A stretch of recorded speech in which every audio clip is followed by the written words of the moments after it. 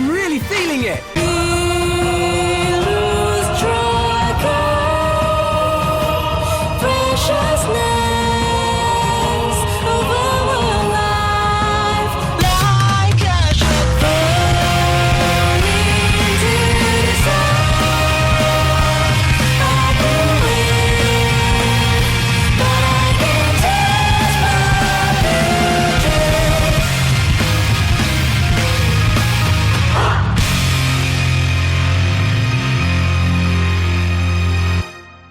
It's really sad when you think about it, but it seems that disappointment has become far more common in the gaming industry. As of late, we've gotten a lot of games that really haven't met people's expectations. And because I feel like making myself suffer for your entertainment, I'm going to talk about my personal disappointing games. Now before we begin, there's something I need to make light of. The order of this list is not at all decided by the quality of the games, but rather how much they didn't meet my expectations, which means a game that I find better might be higher on the list than a game that I find worse. Also, keep in mind, disappointing does not equal bad. In fact, there are some pretty good games on this list. They just didn't turn out as good as I had hoped. Now that that's all said and done, let us commence.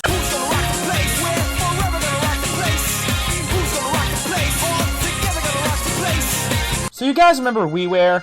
Yeah, you remember WiiWare. Well, I didn't have much experience with WiiWare games due to the fact that I pretty much never bought Wii points cards, and it wasn't until years later that I realized that I missed out on WiiWare's best titles. I mean, it had some great games like Mega Man 9 and World of Goo, but what WiiWare games did I end up getting? Freaking Pokemon Rumble! For those who don't know, Pokemon Rumble is an action RPG where you play as Pokemon from the first 4 generations as you fight through dungeons and battle arenas filled with other Pokemon. And just from that small description, you can already guess the big problem with this game. It's a very repetitive game and gets boring really fast. All the dungeons are extremely linear, with the only real variance being the visual theme and the Pokemon you encounter. You also have the ability to catch wild Pokemon you fight in the dungeons, but you're not even able to choose which Pokemon you catch. The game just picks and chooses which wild Pokemon become obtainable.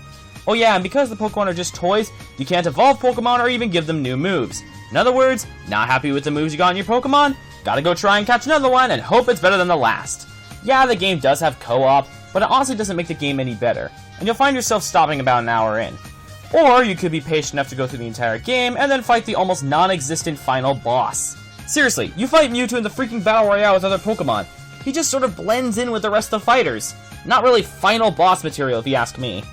I'm fully aware that Pokemon Rumble has become a spin-off series of its own, and from what I've heard the sequels have gotten better, but honestly, I've got no interest in trying any of the sequels. There's plenty of Pokemon spin-offs that I'll stick to. Which begs the question, can we please get a Wii U remake of Pokemon Snap?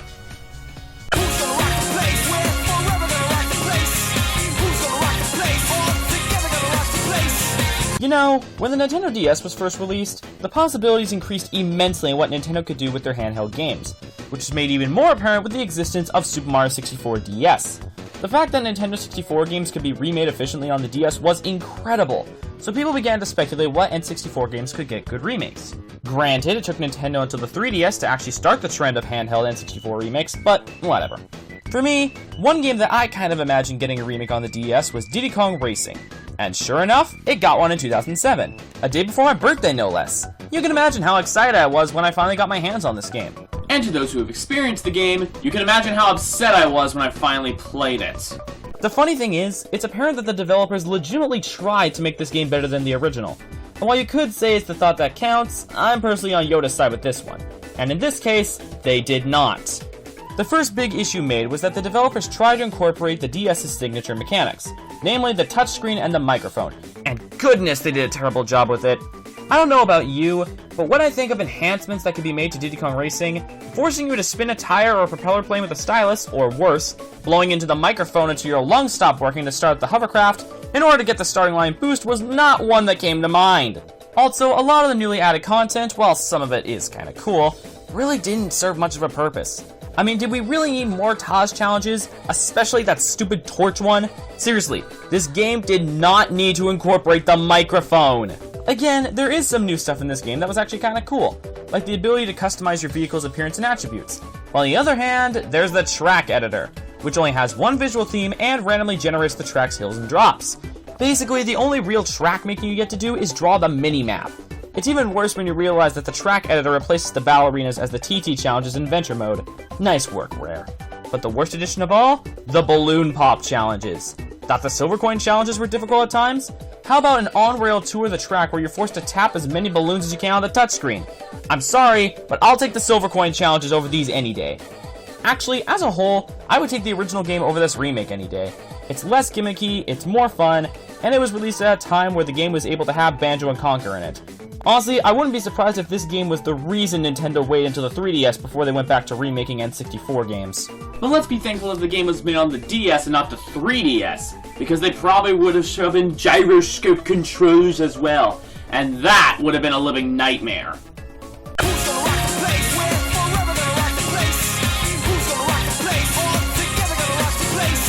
Even as a huge Final Fantasy fan, I won't deny the fact that the main series games did start to weaken as time went on. Granted, Square Enix has since killed this trend with the complete makeover that Final Fantasy XIV got through A Realm Reborn, but beforehand, games like the Final Fantasy XIII trilogy and the original Final Fantasy XIV weren't really the most well received. That being said, the installment prior to these two, Final Fantasy XII, did make the fanbase split on the like and dislike ratio, and personally, I'm more on the dislike side. Now, are there good things in this game? Oh, absolutely. It's got some impressive visuals, the music is great just like with any other Final Fantasy game, it's got some pretty good boss fights, and it does contain some of the best characters the series has ever had. Bosch, Balthier, and even Ash. All three of them do a great job as the main protagonists. Or they would if they actually were the main protagonists. And honestly, they should have been. They're actually relevant to the story.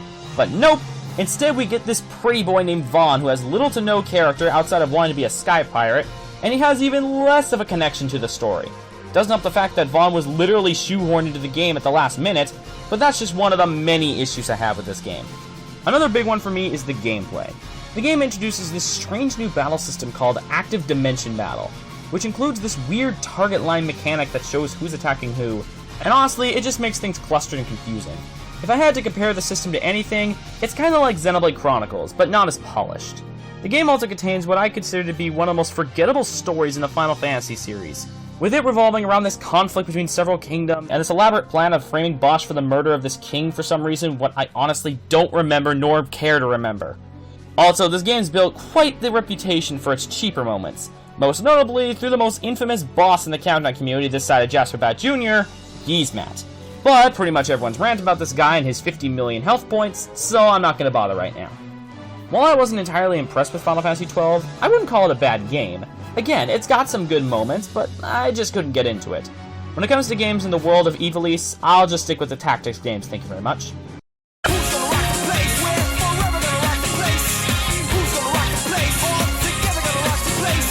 Hey you! Remember that GameCube game where Luigi becomes a Ghostbuster? Yeah, Luigi's Mansion. Wasn't it fun? Well, how would you like a sequel to it, but with more mansions, online multiplayer, and on the 3DS? Doesn't that sound awesome? Well, it definitely seemed like a good idea on paper, but the execution was underwhelming to say the least.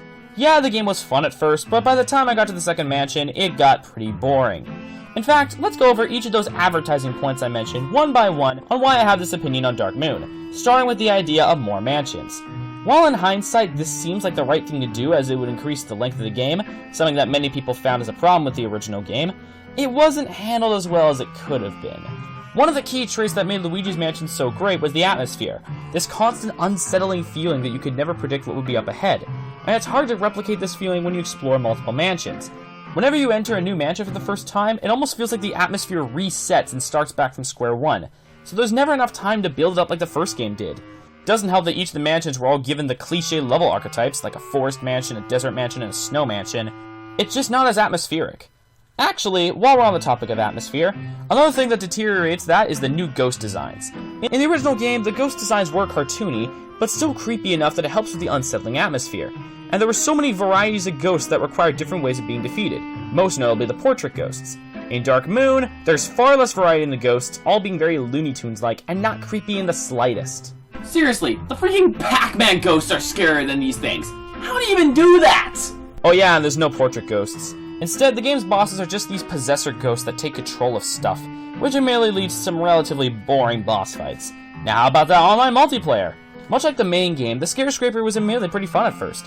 It almost felt like you and your friends were a team of Ghostbusters, working together to hunt down all the ghosts in the tower. But after a few playthroughs, the Scare Scraper got boring. That's probably the biggest problem with this game. Because of the lack of atmosphere like in the original, Dark Moon felt much more repetitive, and in turn got boring fast. I think it's safe to say this game will be picking up dust on my 3DS game shelf for now. I might return to it eventually, but for now, nah.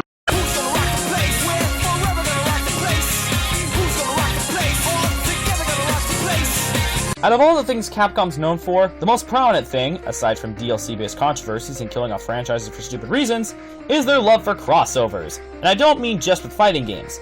They've actually stepped into the strategy RPG genre alongside Namco, as shown back in 2005, albeit only in Japan. However, they decided to take another shot at it in 2013, and this time, not only did they bring it to North America, but they also brought Sega on for the ride. Admittedly, this is one of the stranger crossovers I've heard of, but hey, Namco Cross Capcom was relatively well received, so this could be really good. Could being the key word. Oh, the absolute amount of potential that was wasted is beyond sad. Much like Namco Cross Capcom, Project Cross Zone is a strategy RPG, but with some twists that honestly don't work at all. For example, your units come in pairs of characters, and these pairs cannot be mixed and matched at all. And why is that? The ability to mix and match your pair units would have been awesome. I could have had two of my favorite video game characters fighting side by side. But nope, this already removes a big part of what makes strategy RPGs, or RPGs in general, so good, and that's the sense of customization. Heck, the only real customization you get is assigning assists to your units. Because of this, the game becomes far more repetitive than other strategy RPGs like Fire Emblem, which is made even worse by the fact that the game's chapters are long. Seriously, you thought half-hour chapters in the GBA Fire Emblem games were bad? These ones reach a minimum of an hour in length by Chapter 9, in a game with over 40 chapters! But hey, maybe the story will be good enough to want you to keep going?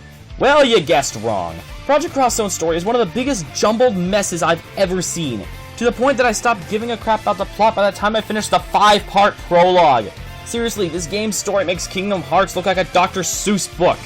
It's funny I should use Kingdom Hearts as my example, because much like quite a lot of Kingdom Hearts, the game feels like a poorly written crossover fanfiction that tries way too hard. Doesn't help that a bunch of the characters are not even in character. I mean, this was developed by the same company that made Xenoblade Chronicles. How did they screw up this bad? That being said, despite all these issues I have with the game, there's still some good stuff in here.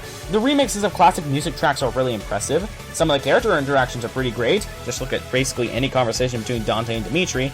And even some of the character-specific story arcs are really well written, most notably Zero's story arc.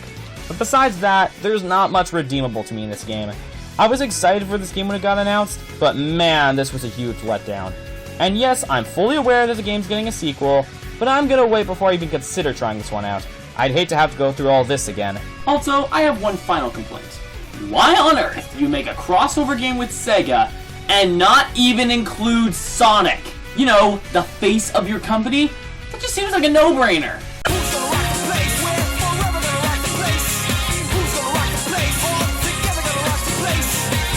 Speaking of Sonic...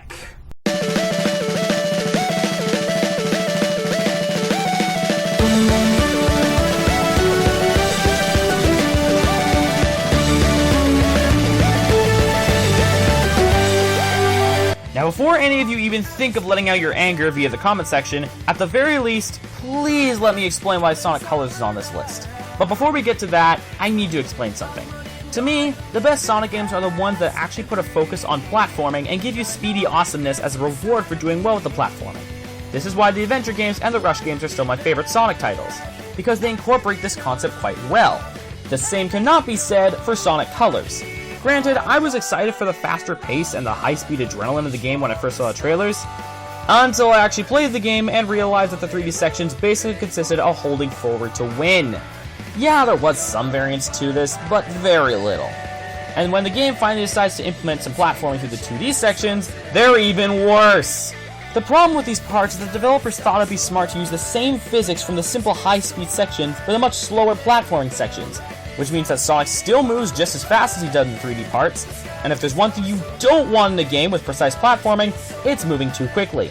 The amount of lives I've lost from Sonic running off an edge or even missing a platform because he had too much momentum is unbelievable. And I know what many of you want to mention, but I was just about to get those, so here we go, the Wisp powers. Honestly, I'm indifferent to these abilities. Some of them are pretty cool, like Laser and Drill, some are just okay, like Rocket, Hover, and Cube, and then there are the ones which really aren't that great. like spikes with its finicky controls, and the living terror that is Frenzy. Oh goodness, I hate the Frenzy power! Yeah, one can make the argument that becoming a beast that can destroy basically anything and grow larger as he destroys more is pretty fun, but here's the thing. It would be fun controlling something like this if you could actually control it! The Frenzy power's controls are awful, and by the time you get the hang of it, you've already lost it!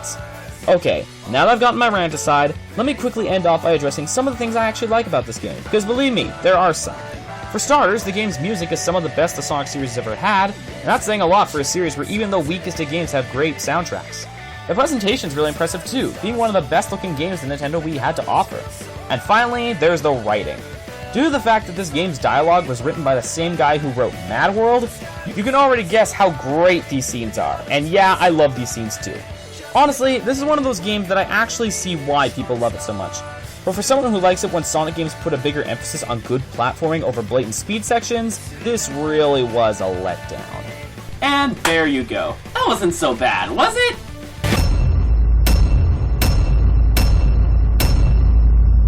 At least you had the decency to wait until the segment was done before you posted those.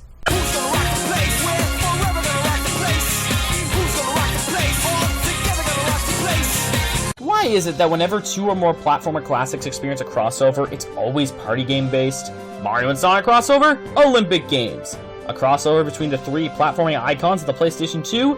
PlayStation Move-based challenges. But even before these two instances, there was one I found to be a far bigger piece of wasted potential. Or rather, two pieces of wasted potential. Yes, I am talking about the infamous Game Boy Advance sister games, Crash Bandicoot Purple Ripto's Rampage and Spiral Orange The Cortex Conspiracy.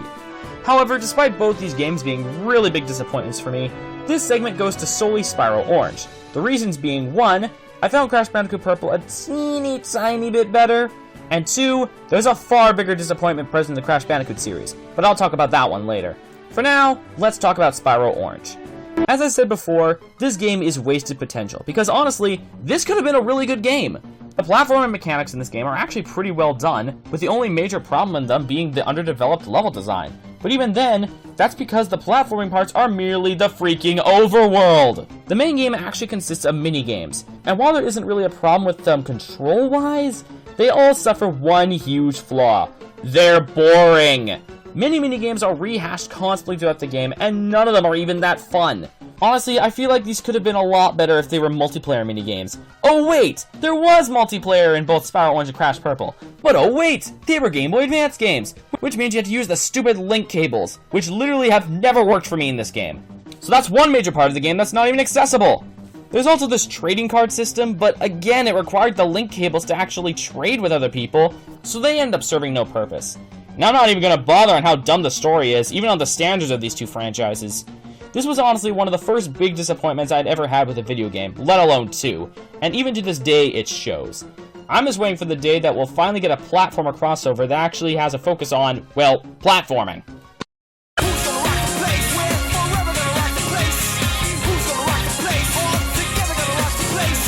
Now, if you want a crossover done right, you just look at the Super Smash Bros. Series. I love all these games, I honestly do.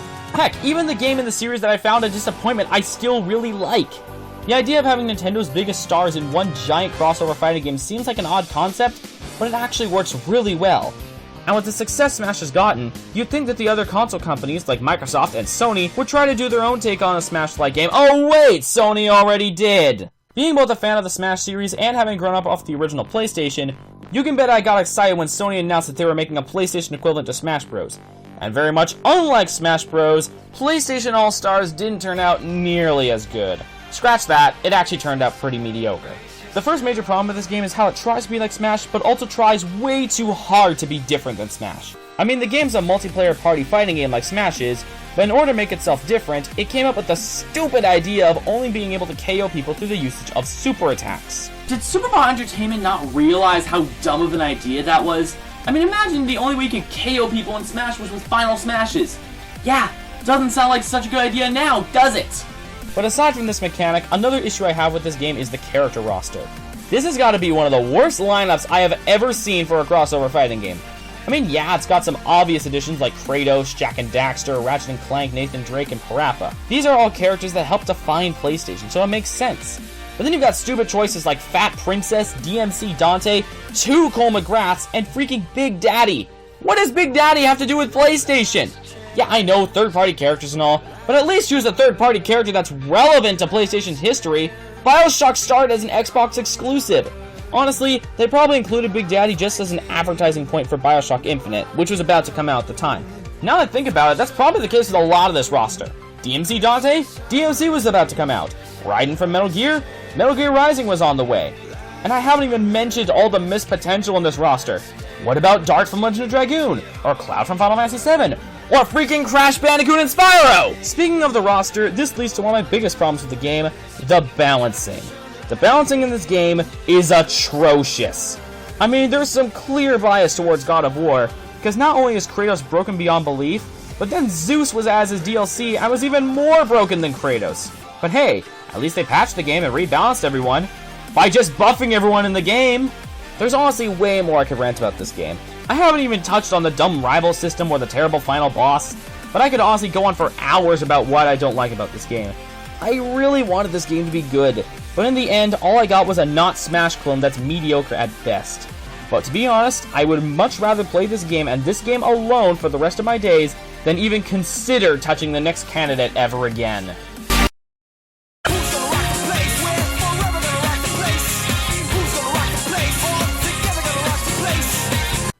Note, most likely due to this game's poor quality, I was not able to find a long enough loop of any song from this game, let alone one that had a good quality. So instead, you'll have to deal with some music from the game series that this game clearly wants. At long last, I finally get the chance to rip this game a new one.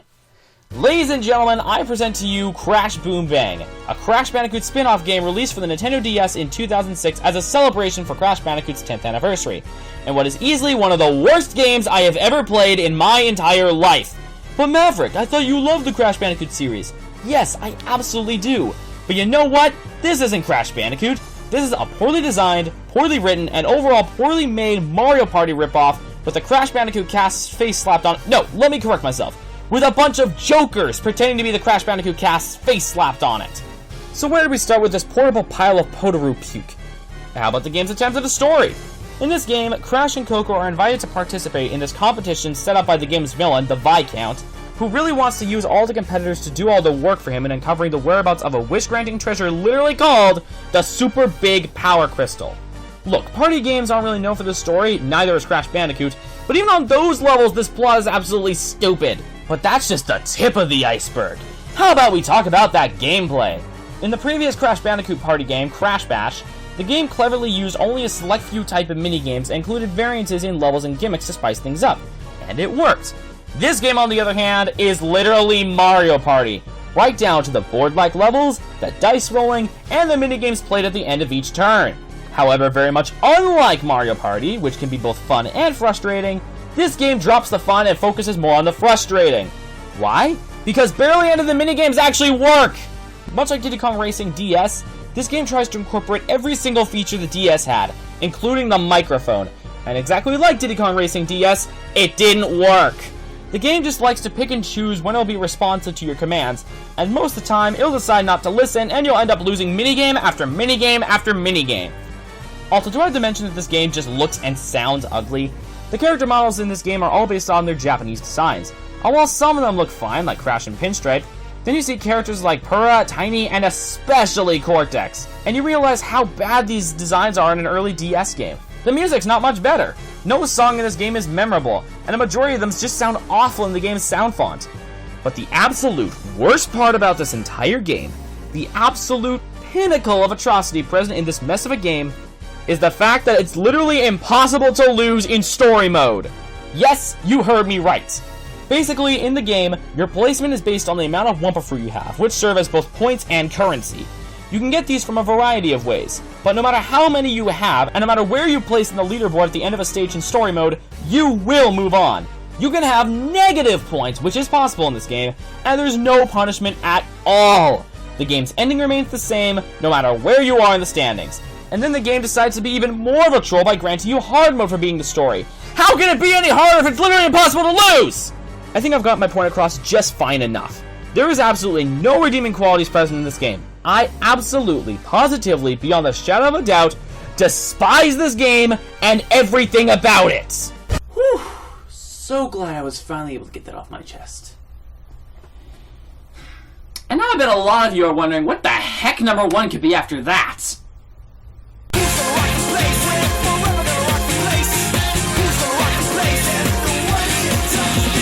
Before I move on, I should probably remind you of something I said at the beginning of this list. I said earlier, and I quote, "The order of this list is not at all decided by the quality of the games, but rather how much they didn't meet my expectations, which means a game that I might find better might be higher on the list than a game that I find worse. My number 1 most disappointing game is a far better game than Crash Boom Bang, and I don't hate it nearly as much as that atrocity of a game. That being said, I did find my number 1 to be a much bigger disappointment. I just feel obliged to remind you guys of that, because I can guarantee that the reaction to this next segment ain't gonna be pretty. So now that I've re-clarified that, it's time to unveil the biggest disappointment I've had with a video game. Cue the montage.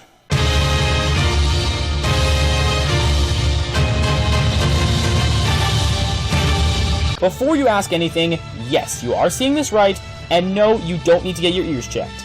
Shadow of the Colossus is, in fact, the most disappointing game I have ever played. I understand that some of you are probably confused or frustrated or want to strangle me with sharp things, but before you even consider doing that, please hear me out, because I've got a lot to say. But before I cover why I found this game such a huge letdown, there are some positives I want to mention. First off, the presentation. I'm not even going to think about denying it. Both the visuals and the overall scale of the game really are phenomenal, which is made even stronger through the game's atmosphere. Another thing I like about this game is the soundtrack. Okay, scratch that. I don't just like the soundtrack. I love this soundtrack. The music is beautifully composed, with each song playing its part perfectly while still being really memorable, with some personal favorites including A Despair-Filled Farewell, Demise the Ritual, and Revive Power, which you're hearing right now. Great work, Kuotani. You did a fantastic job with the soundtrack. But now that I've covered the things I like about the game, it's time to get to the question you've all probably been wondering. What do I not like about Shadow of the Colossus? Well, there's quite a few reasons, but I can sum up most of my opinion in 2 words. It's boring. To those who don't know, in this game, your goal is to slay 16 gigantic beings referred to as Colossi, those being the game's bosses. But before you can kill the Colossi, you need to actually find them via exploring the game's massive overworld. And it's at this point that I conclude why I find this game so boring. Outside of searching for and fighting the bosses, there's basically nothing else to do in this game. I'm not even exaggerating when I say literally the only other things you can do in-game is kill lizards and collect fruit. But hey, if the game's focus is on the boss fights, how are they? To be quite honest, there's only about 2 I legitimately liked, those being Avion and Dirge. Most of the bosses just consist of climbing the Colossus' body and stabbing its weak point. Yeah, there is some variance made to being able to access the weak points, but the majority of the battles still feel tedious to me, other than the 2 exceptions I mentioned earlier. How about the story? Many consider it to be one of the most tragic tales in gaming history. Honestly, I didn't really care for it. I find Wander far too selfish to feel any real sympathy for him, especially since he was warned by the evil ceiling voice that there would be a consequence for killing the Colossi, and yet he goes through with it in order to resurrect his dead girlfriend. Knowing this, it was to be expected that things would end badly for him in the finale. And I haven't even mentioned my least favorite part about the game, the attempt to shove realism into it. Now to be fair, I have no problem with realism being put into a video game, as long as it doesn't interfere with the ability to play the game. So purposely programming the horseless AI to act like an actual horse is definitely not my cup of tea. I'm not even joking. The game's director, Fumito Ueda, has straight up said that he had Agra purposely not always listen to commands because a real horse doesn't always listen. Here's my question, Mr. Ueda. Why do you find it necessary to program realism of that degree in a game where you slay giant monsters made from the pieces of a demon's soul? Again, I don't mind realism in my games as long as it doesn't affect the playability of the game. So in a case like this, I can't really stand by it. I really wanted to like this game, honestly. After all the praise I had heard from other Countdown artists and from friends of mine, I wanted to see for myself why people love this game so much. And the funny thing is, while I personally found it a disappointment, I still saw what I wanted to see. Shadow of the Colossus is, in hindsight, a great game. It's just not my kind of game. I'm not a fan of the empty overworld or the realistic horse AI or how the bosses play out, but I totally understand why people do like that. This whole thing may surprise you for a game I don't like that most people like, but just because I don't like it doesn't mean I consider it a bad game. It's kind of like the case with games like Monster Hunter. It's a good game series, but not everyone can get into it. It's the same situation with this game. Again, I may not like it, but I won't deny that it does a lot right, and I can absolutely see why people love it so much. I'm the One-Winged Angel, and despite the fact that Shadow of the Colossus is the most disappointing game I've ever played, I would still recommend you give this game a try. You may like it, you may not, but you'll never know until you try.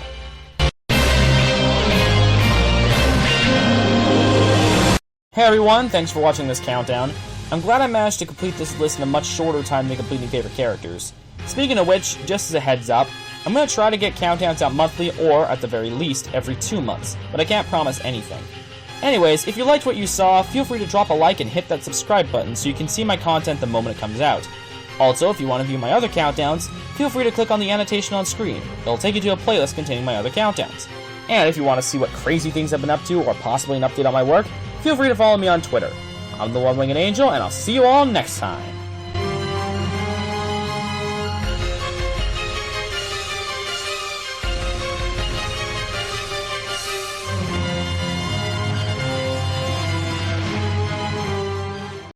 So, if my math is correct, that leaves us 3 more of those bad boys to take out. For the last time, nobody said they'd be mad!